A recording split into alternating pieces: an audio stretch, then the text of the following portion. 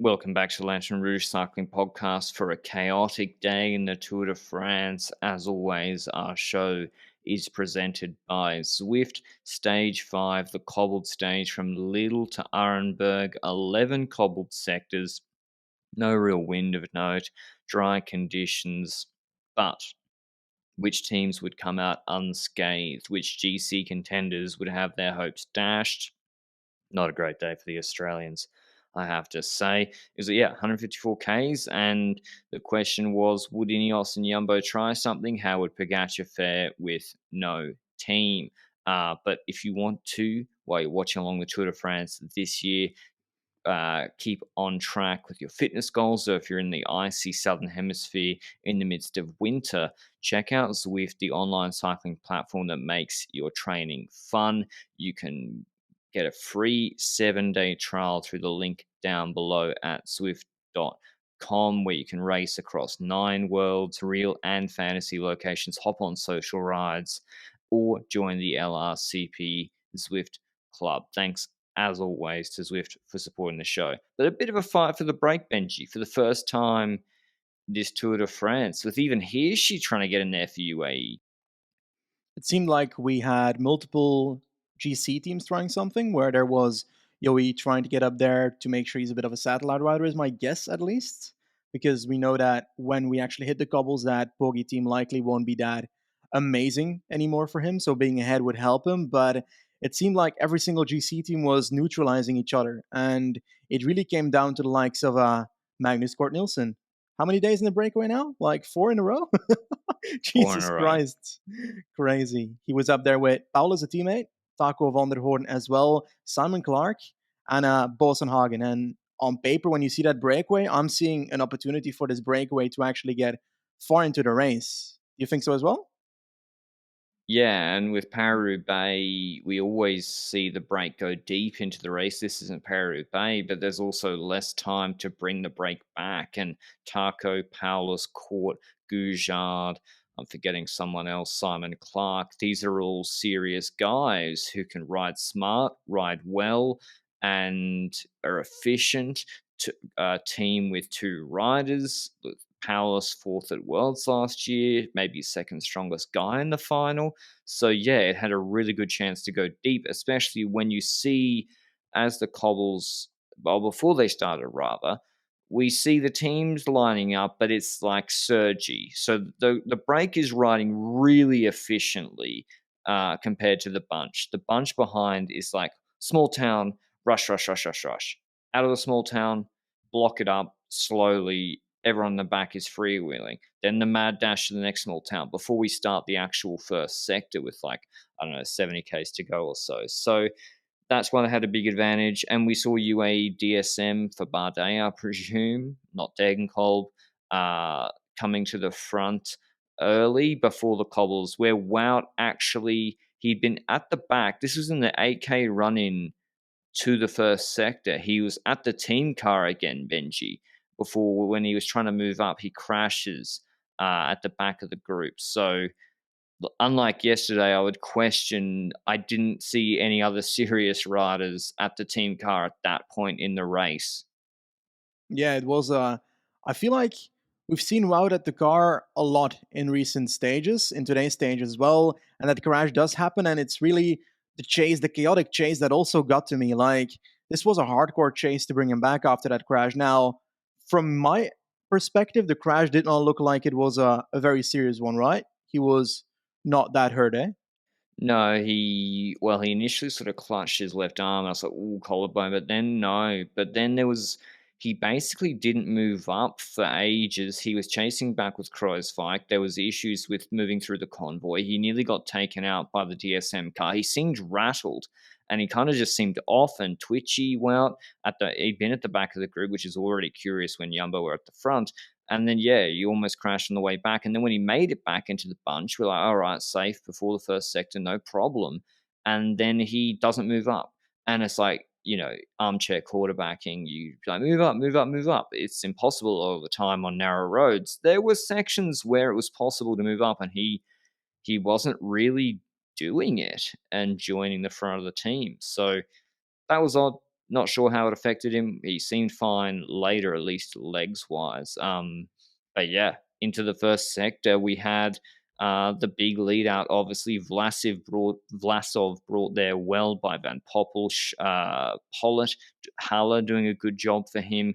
Pogacar was freelancing on his own, doing his thing in the white jersey. Roglic actually entered third wheel in the first sector, which is really good from him, with just Laporte around him.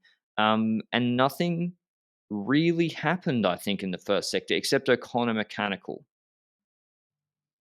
Yeah, it was a mechanical by O'Connor, and I feel like I low-key missed the O'Connor mechanical because I decided to go to the toilet during the first Cobble stage. Basic amateur mistake by a cycling viewer. And I came back and he was a minute behind. So that was not a great viewing experience from my end. I was like, O'Connor, what happened to you? I checked back, was indeed a mechanical. He got caught behind, and we saw that that first sector didn't really have much influence. And it was after the first sector that we saw the likes of Vlasov having a puncture, and we had multiple riders going back to get him because he's Bora's GC rider. 3 riders, I think, were with him, brought him back just before the second sector. And then we saw a bit of a move by Pedersen and Jack Bauer. And I don't know. I don't know what I expected from that. I Well, thought it was Bauer early. makes sense. Yeah, Bauer. By the way, I spoke to Jack Bauer this morning. He's a really nice guy. He watches the podcast. So, hi, Jack. How are you doing? And Geraint Thomas had some words about him yesterday. He said he dive ooh, bombed the last corner and then lost the wheel in ah, the climb. we're on Jack's side. Okay, maybe. Of course, the Roglic should be split, so I'm not. But yeah, it makes sense for him. He's got, I think, Heyman in the car, get ahead of the race, try and bring some guys with him so that he doesn't have to react to like a big surge. I get that. But Pedersen going with him is one of the most bizarre things I've ever seen. Trek, I would say, a consistently below average tactical team in the peloton. And Pedersen's a fast finisher. We have 10 to 15 Ks of pavement between the first and second cobbled sector, and he's riding two up, chopping off with Jack Bauer whilst the peloton's behind chasing. And I'm like, what are you doing? Like, eventually the car must have told him, what are you doing? And he stopped. And I never saw Mads Pedersen again after they were back into the group. So that was pointless. Don't really know why he did that. Vlasov was brought back well, and so no problems for him. Easy done. And then we get onto the second sector. Jonas had been having to close gaps himself. Wow, wasn't at the front. Benoit wasn't at the front. Kruijswijk wasn't at the front. It was mainly Laporte. Van Hooijdonk had a mechanical. And Laporte, to be honest, doesn't really I don't.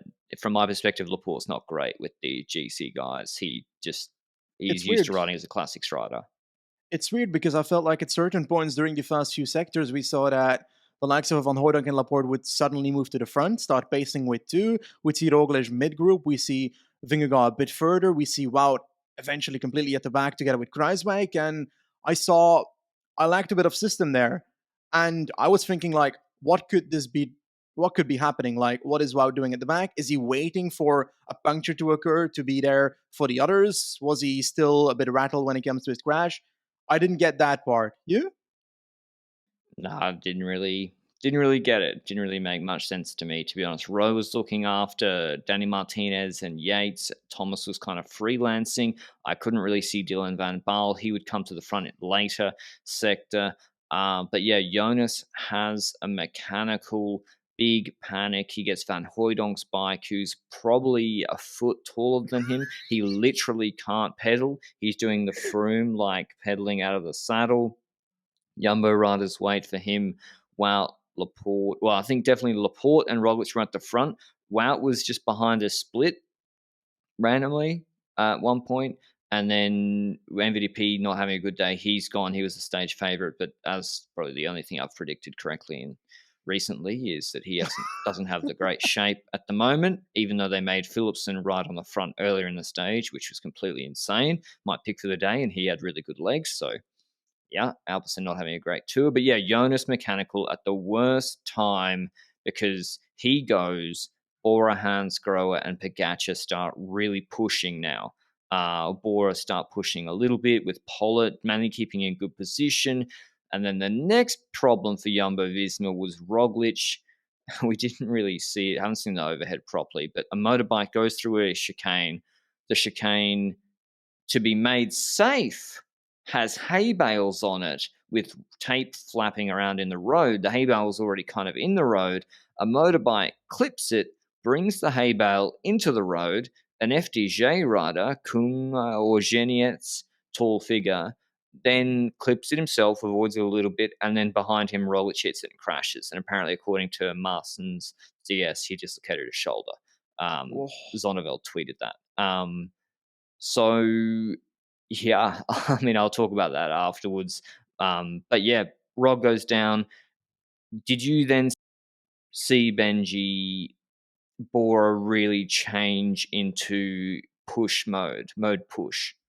Yeah, 100%. Then I feel like there was another aspect to that that also was surprising. Like Bora went to full push mode. I think 2 riders to get with, I think 3 riders still for their leader there in the group for Vlasov, and they kept that up. But I was mainly looking at the other teams. Like we see that Pogacar has no one left. Bennett crashed earlier. McNulty crashed and was on the side of the road. Semi crashed at a certain point.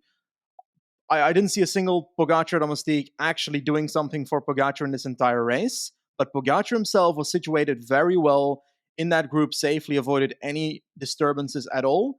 Then we look at Jumbo, like you said, situation. They are behind with the Jonas, and behind the Jonas group is Roglic. I feel like Jonas had 3 domestiques. I feel like Jonas had that Roglic behind had, I think, Van one domestique Hooijdonk. less. Yeah. Yes, Van Hooijdonk, who came back from the back because he was the first person that gave his bike to Vingegaard earlier. And there was basically a 3-group chase at that point. The Bora group with Pogacar and the 2 Jumbo groups. And the gaps were roughly, I think, 40 seconds from the Pogacar group to the Vingegaard group, and then an extra minute or something to Roglic there. Wout van Aert had waited after waiting to wait. That's a very difficult sentence for you. He was not waiting for a while, and then eventually he waited for the Vingegaard group and was also helping out there. But what about Ineos? Ineos seemed to have Thomas disappear somewhere during the Roglic crash. I did not see what happened, but he was suddenly gone. It must have been a mechanical or Corbina split. If it was a crash, you'd expect him to have been held up a little bit more. Mm-hmm. I would say Jumbo-Visma had a bad day, but I would say Ineos were worse. Like Jumbo-Visma got dealt a very bad hand. Ineos had a day where you have Luke Rowe, Geraint Thomas. You think you can gain some time, maybe, and you end up chasing and relying on Jumbo Visma and not offering anyone. Pidcock did a magnificent job. Really, hats off to Pidcock at the end. He was really strong, Yes. helping Wout. But yeah, Van Baal, Rowe, Thomas refused to pull. And obviously, yeah, I thought it was a little bit cynical that Bora would push so hard with the others behind. Ineos would push, and then when they're caught by Jonas, Thomas won't pull, Vlasov won't pull to chase Pogacar. They're going for podium, Vlasov and Thomas, so maybe it's just rational, but that seems to be how I'm reading it. Honestly, I understand why Vlasov and Bora are pacing in the front group.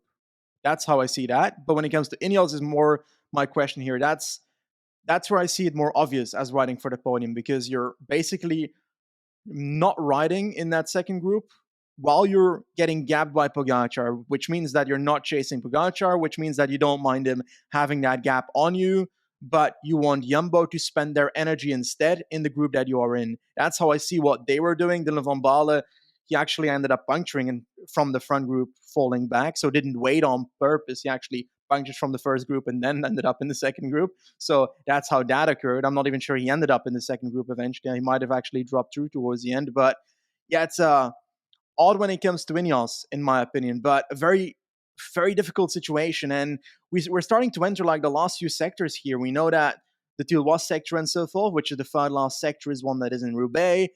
And these are the ones where I see that first group with Pogacar perhaps splintering a bit. And we see the race, and that's exactly what starts happening. And the intriguing part was that we still have that breakaway ahead, a solid minute ahead of the group of Pogacar and so forth. And that group includes 2 EF riders, which is Paulus and Magnus Kort. Magnus Kort doing a hell of a job to try and make sure Paulus stays ahead, because he's virtually in the yellow jersey at this point, because Wout van Aert has waited for Jonas. So there's an idea there for EF to take that yellow jersey, and they kept on going there. But then Bettiol started pacing on a cobble section in the group of Pogacar? I did not understand. Maybe he's got a contract at UAE? Well, it says he has a contract with Jumbo with EF next year, but yeah, Bettiol disgraceful today. Like I don't know what he's doing. No, like seriously, what's he doing? Like I think Waters has even tweeted like that's going to be an interesting discussion after the race. Like he's got two teammates in front, one of them trying to take yellow, and he's pacing the group back to them and or win the stage as well. And this could have been a close run thing. So I I don't get it at all. I think he was probably thinking, oh, why is Quick Step? Where is Quick Step? And didn't see them and eventually just decided to go YOLO behind the Well, front true, group. we didn't But mention them. They'd launched a raid early with Asgren and co pacing hard, and then with Mercu into like the second or third sector, and then they just disappeared, and I never saw them again. So, don't I think know what happened. I think Lampard dropped at the same time as Van der Poel, which was really early in the race. And then eventually we saw that Seneschal had that issue while Christoph was crashing with a puncture, well, like 6 sectors from the finish line. So just chaos when it comes to Quick Step. Perhaps they had bad luck that we did not see, but definitely not the race they were expecting because I think they were low-key hoping that Lampard would end up in yellow, benefiting from Wout waiting this evening. But that is True. not the case for this team. But moving on right now, that group started splintering more. That group where Bettiol started pacing, and Philipsen at a certain point was like pacing. I And felt we bad know for that him. I think he's a friend of Pogacar. I think he was pacing for his friend. I don't think so. I think Okay, he is being sold out by Alpecin, and he should have okay, already won a stage by now if they'd invested in him yeah. and had him in good position yesterday, or didn't make him pace earlier today. But yeah, I think what ended up happening was Sturven re-attacked from that group, trying to catch the breakaway. Only Pogacar can follow him, while still Jonas, his group with Wout being paced, is like a minute back. They're on, yeah, it was about a minute back, I think, trying to catch back up to the Vlasov, Quintana, who I haven't mentioned, by the way. Quintana and Godu had a good day. RK are unbelievably good with Zwift. They were trying to bridge back to them. Poggy reattacks. They get a nice gap of 30 seconds plus on that group, maybe even 40 at a point. The gap to Roglic, who's having to be brought back by tired riders and pacing himself, is out to 2 minutes. And eventually, we realize they're not going to catch the break. We haven't said much about the break because, to be honest, they just worked as a perfect cohesive unit. Like they're just Well, rolling turns. They're not re-attacking each yeah, other. They know this is what they do to course. need to make it to the finish. And Court's pushing really hard too. I haven't mentioned, by the way, Haig crashed out. He's abandoned the race, I believe. O'Connor was panicking up and never made it back after his mechanical. And all that money, as Desert Citroen has spent on a cobbled squad, didn't really Well, help today. the majority of the budget is sitting on his couch called Greg van Avermaet. Well, why didn't they bring Greg? Well, uh, meh. What? He's better than who's Sherelle again? That's a good You don't question. think Greg's not better than one of those guys on this Yeah, yeah, stage? you're right. I agree with that. He should have been there instead of a rider like that. But I do want to bring it forward now to the rest of the race because I want to highlight the fact that Pogacar might have been lucky when it comes to avoiding crashes. He might have had skills throughout the parkour, but I feel like, well, by the way, I think O'Connor at a certain point very early in the race, like almost crashed, and Pogacar was lucky that he didn't Oh, crash Sherelle. in his wheel. Was it Sherelle? Yeah, I think Oh, it okay, hatched that it was Sherelle. He nearly close enough. killed Pogacar. Okay. Sports was saying O'Connor, but hey, they can all be wrong at this point. Anyway, towards the end of the race, we saw Pogacar with Stuyven, and they were working well together because it's obvious that they would. Stuyven is the main man in this stage because Pedersen had already fired the shots early, and Pogacar can gain time on everybody. So they kept on working together, but they started losing time towards the end of this parkour. And it was because, well, the Wout group started getting closer and closer with Vingegaard, which is logical if you see multiple riders chasing two riders. But on the other hand, Wout has crashed. Wout has already done quite a few work. So I don't know. It was getting tenser in that situation. Roglic was losing time, 140 minutes to 2 minutes, and was not looking to get closer and closer. So it looked like Jumbo was going to lose 2 minutes with at least one of their GC riders at this point in the race. And the question then is, like, did you expect Jonas's group to come this much closer in the finish? Yeah, of course, because Pogacar, contrary to popular belief, isn't superhuman, and this is a flat finish. I think he would have been caught by the Jonas group, who caught back to Vlasov, Quintana, and co. Thanks to Wout's great work, and then Pidcock as well, his fantastic work. They would have caught Pogacar had Sturven not kept pulling, because the gap was at 5 kilometers. Sorry, there was 5 kilometers left in the race, 55-second gap, and Sturven was just pulling Pogacar into the last 300 meters. Sturven was pulling Pogacar, giving him a lead out, and Pogacar didn't contest him in the sprint for sixth. So Sturven, I think, made up the majority of that, but they did a magnificent job, Jumbo-Visma, limiting the losses. What could have been a disaster if you take that screenshot of Jonas on the fucking 60 centimeter XL bike, and you say Jonas only loses 13 seconds to Pog today, no, nothing to any other GC contender. Not too bad. I mean, wouldn't have minded the 20 seconds yesterday, I guess. Roglic, but I'll finish with the break first, Yeah. because this is a story in itself. Clark, Taco, Bosenhagen, Paulus, Court. Court drops because he's done a magnificent work for Paulus. Paulus could go into yellow, could win the stage, but not a. He won San Sebastian in a small group sprint against Moritz and Honore last year. He attacks with 1,200 meters to go, doesn't trust his sprint, and it almost works. It was like the Ferron, Bergado, whichever the Total Energies lads it was, in the Dauphiné attack, where Bosenhagen looks over his shoulder and is like, nope, not me.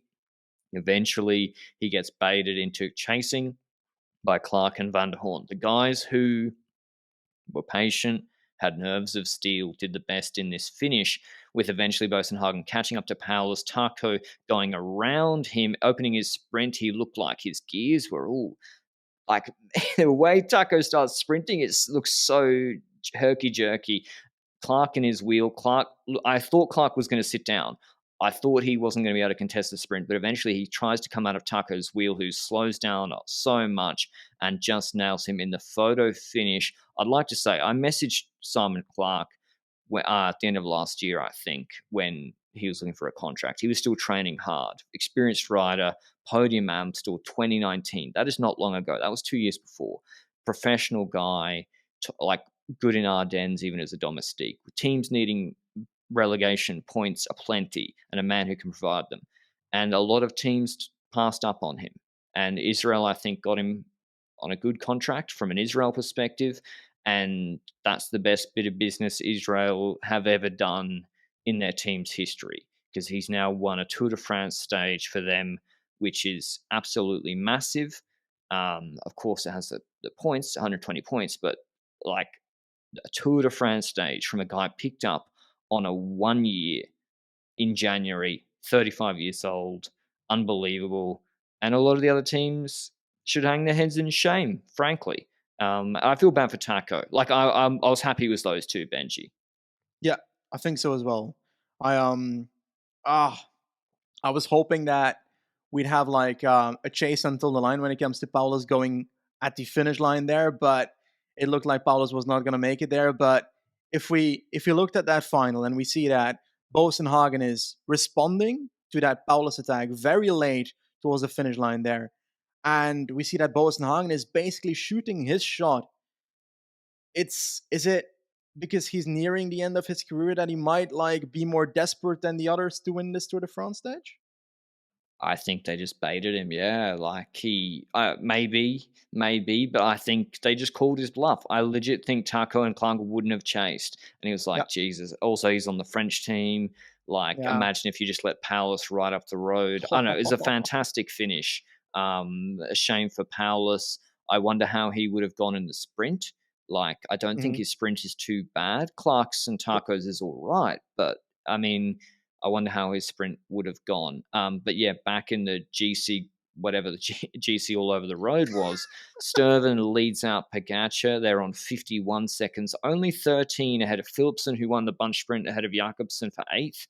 Wout had pulled that group back. It was actually a really big group. I'm looking through. It's about 45 to 48 deep, and it had in it Bardet, Danny Martinez, Geraint Thomas, Fulsang, Vlasov, Vingegaard, Quintana, and yeah, a lot of the GC guys. The notable absentees being obviously O'Connor, Haig, who are gone. O'Connor would lose about 3 minutes today, and Roglic would come over the line. I'm looking 259 to 104. He lost 155 to that group and 2 minutes and 8 to Pogacar today. So Wout keeps the yellow jersey by 13 seconds out of Nielsen Powless, and Pogacar is on 19 seconds, now 21 ahead of Jonas and 29 ahead of Adam Yates and 31 ahead of Geraint Thomas. So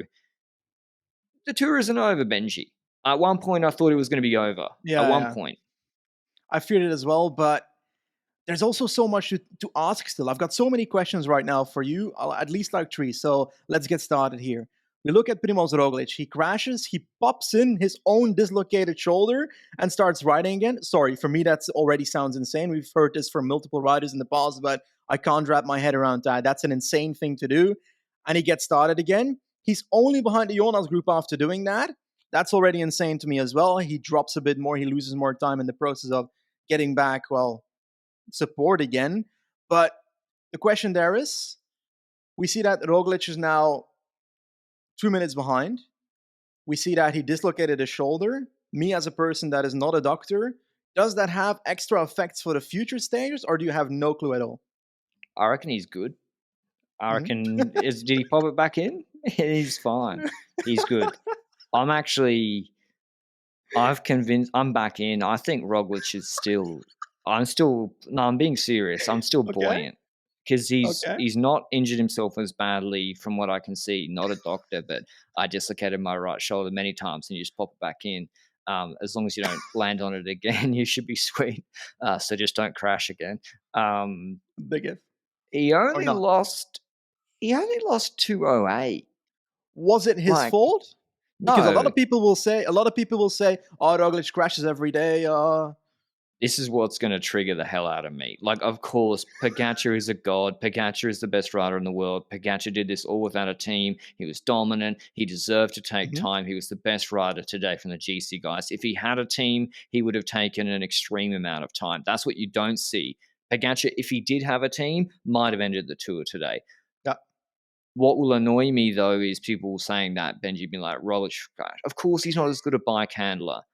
But I'm sorry, a hay bale got dragged into the middle of the road on a pavement section and he's just crashed into it. Whereas Sherelle, it's just bad luck in that situation. Roglic was actually doing a really good job without too much team help yeah, staying in front for the cobbled sectors. He looked good on the cobbles and he got fucked over by some bad luck. So I think Roglic looks fine. I'm happy with Rog. Jonas looks good. He survived. This was the worst possible stage for Jonas, and he yeah. only lost 13.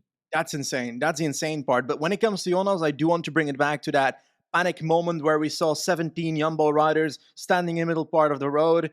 I think I tweeted that picture as well. Just a picture with like four Jumbo riders standing still with bikes, one running across the road before another group comes by, the team car flying over there. Like, that is just the shot of the stage for me. Ultimate panic when it comes to Jumbo. And I wanted to ask if you have an idea, for example, like, we see that Van Hooydonk with the big bike is the first one to give his bike. Is that because they didn't agree before the stage who should have given the bike, or is it because they were panicking and just made a split decision that was the wrong decision to then later drop back with three riders at the same time to give a bike, or what? How did No, I? no, I don't understand. it's because Roglic is the only rider whose bike really fits Jonas, right? Everyone else is Mm-hmm. like 6 foot. Maybe Yeah, Koos' bike just about would fit him, but like everyone else is really big. So Rijswijk, or am I wrong? maybe how tall is he? He's probably 183, 182. I don't know exactly. But yeah, Nathan's probably wasn't the one to go with. He's like 190 plus. Dropper seat posts would have helped. Yeah, I'm sure they wouldn't have a mechanical problem over the cobbles too. Did DSM use their variable pressure thing today? No clue. I'm not sure they did. I think the riders Doubt it. revolted. I think it's But ditched. yeah, Ineos, like let's Jumbo-Visma Benji. Everyone's gonna say terrible for them, big blow. would you be happy in the Ineos camp tonight? I guess you would be. You now have Roglic way behind Thomas, Yates, and Martinez. Same with Vlasov. That's a win, right? It's double-sided because on one end you're happy that a rider from Jumbo is behind, which offers a better podium chance for the likes of your riders. But on the other hand, these are the types of stages that I'd hope if I'm Ineos to actually do damage on some other riders, except for Adam Yates, for example. But it seems like they were unable to do that. So it's like on one end they survived quite well. On the other end, they ditched the GC rider 2 minutes, which is Roglic, and some other ones like O'Connor and so forth. So that improves their chances for the podium. But on the other end, it's like they weren't able to use the opportunity of the cobble stage in their favor to beat the likes of a Pogacar. Or do you see that as in their favor compared to the other podium candidates? I think they must be running for podium, right? Thomas is running for Yeah. podium. This is why people just think Pogacar is unbeatable.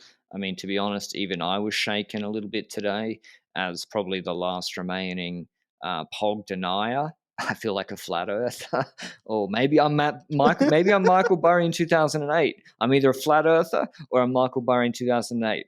I think everyone knows probably which way it's leaning right now, and it's not looking good.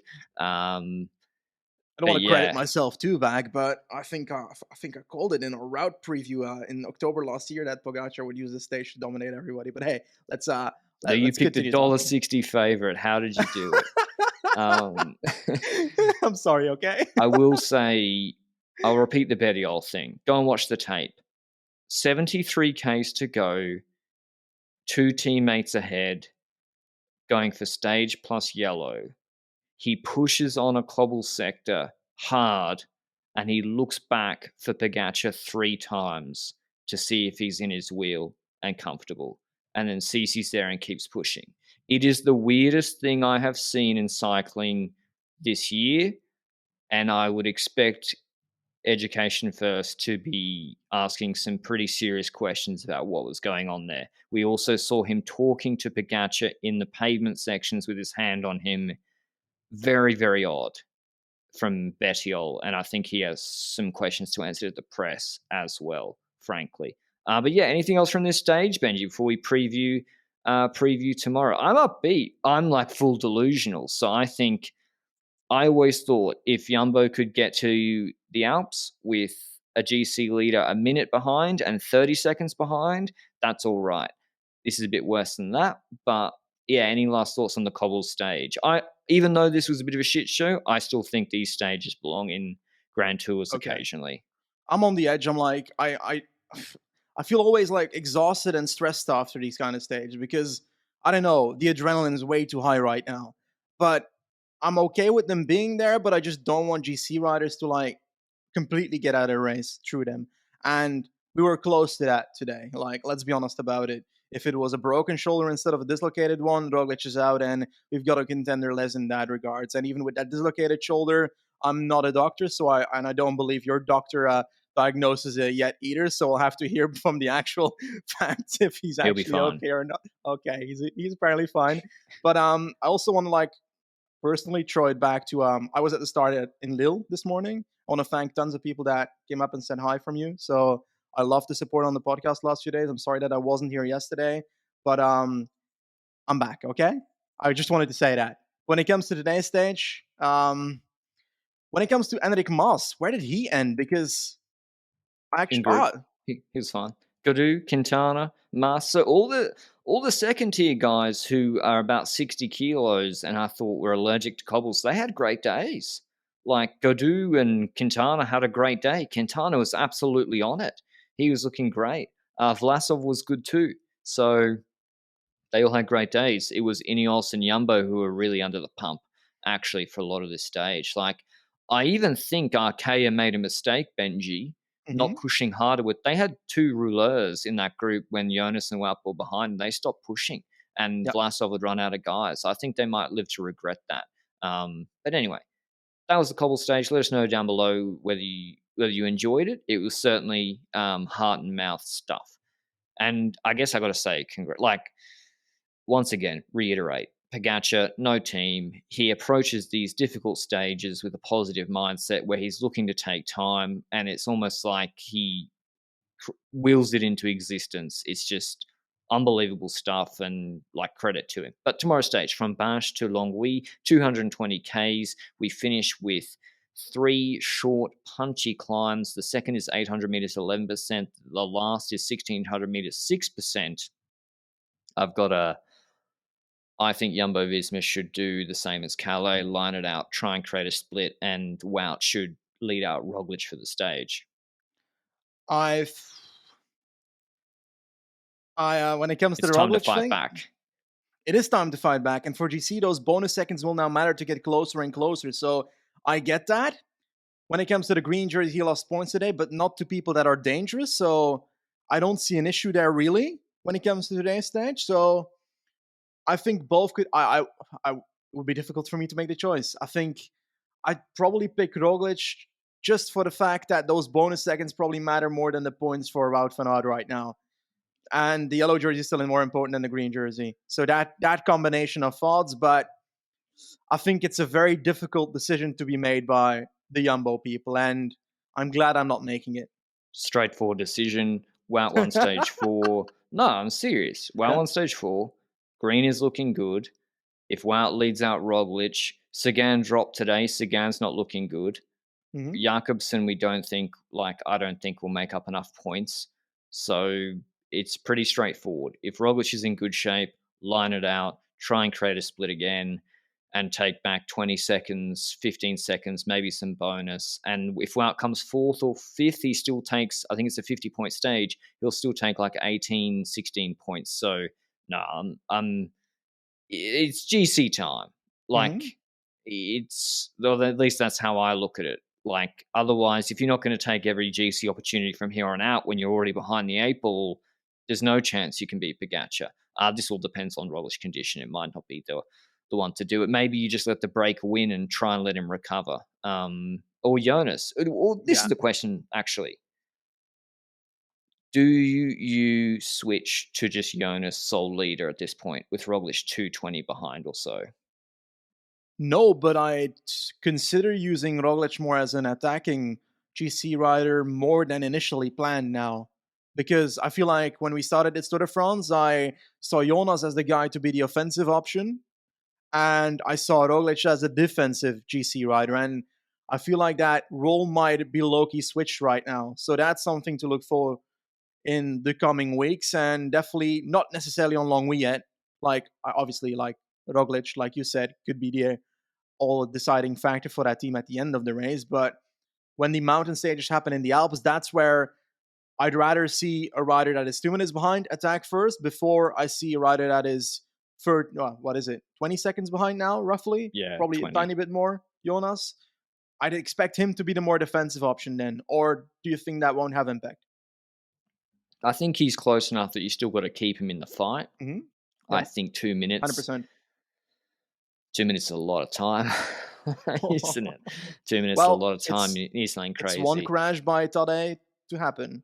Exactly. The tour's not over. Jonas is close. I don't think you just make Roglic ride for Jonas now, because if you do that, if you do a train strategy, well, Jonas is not going to beat Pogacar anyway. So that's just the You only never way know. Jonas beats Pogacar is probably Roglic doing things, putting Pogacar out of his comfort zone, if that is possible. But anyway, who do you think wins the stage tomorrow, Benji? I think the peloton's fed up with Jumbo-Visma. I think not pacing. Thomas said that on his podcast last night. And I think Jumbo will be reluctant to pace tomorrow for obvious reasons. They had 2 riders crash, and Yeah, yeah. today, who do you like for the stage? Magnus Cort? I think their green jersey position also makes it so that if they give away this stage, they're also taking away points from well, Sagan didn't look great today. I'm not sure he would be great on the long week climbs, but they're just taking away points that can be taken, and they already have so many points. So I don't see that necessarily as a really bad thing. Like, it's the same situation that we sometimes see at the end of a Grand Tour, where in a stage 19 flat stage, the sprinter in the green jersey would let the breakaway win, to make sure that nobody else can take points to still beat him. And that might happen on a long restage. Despite that being a Wout van Aert finish, I feel like that's still an option that Jumbo can explore here because, like you said, the others are fed up with them not pacing. If they don't pace, well, then they don't pace. And the break might win. Will Magnus Cort be in the breakaway again? Will he win the stage? Who knows? But I feel like he might be missing Loki a tiny bit to win the stage. Because while No, he you're has right. You been can't. he's been fake dropping from Bistrom and the other guy, Perez, the other day to give them the competitivity prize. But what if he didn't fake drop? Would he be able to actually do something at No, the end of the stage? that was for cameras. Come on, he was, Yeah, he that was was helping the fake, lads but out. Like I like him for the stage from the break, but yeah, it has to take a toll on the legs. I do think we should see teams really go on the break and try for it. I would Lafay. really like to see what. Yes, is he here? In the previews, you told me that this is a serious race when I said Lafay for this stage. Oh, he could win tomorrow. Yeah, What? Confidence got to get him in the break. They got to get Lafay in the break with Valscheid helping him out. Valscheid Crashdale, Benjamin Thomas. They got to get him in there, really go hard for the break, Confidence. And Barguil needs to get in the break for Arceus Samsic as well, non-negotiable, as well as Bonamore for B&B. And Bahrain have lost Haig, so I would let Turns and Tratnik go on the break and Morich for the stage win. So I am going with, well, maybe not Turns. I'm not sure here. I haven't really seen him at the front. I'm trying to think who will actually let a rider go on the break because I pick MVDP from the break, but he doesn't look like he has it. Yeah, and then Archaea are all in for Nairo as well. So, but then I'm going with Terzi's crashed out. This is difficult. O'Connor's back. Will they let Cosner fly on the break? I don't know. No clue. It's gonna be Lafay. I'm saying it. It's Lafay. Yeah, I wish I could pick Victor Lafay. Bike Exchange should try and get Matthews in the break. Get him in with a teammate like Jack Bauer, who's actually looking in good shape. And I'm going to go with Alberto Bettiol. He's gonna go rogue again, or what? Nah, so he or she will help him in the break. He or she will get the break, help him. I'm going with Bettiol, and he'll do a shush celebration, and everyone will be like, "That doesn't change anything. You can shush, but it doesn't make sense, Alberto. Make it make sense." Anyway, it's been a long pod today. Hope you enjoyed it. The Tour de France is not over, but certainly some big hammer blows swung. Pogacar is looking like he's completely unbeatable. But let's see. Only a slender lead. It's not over like after stage 8 last year. Until tomorrow's pod. Ciao.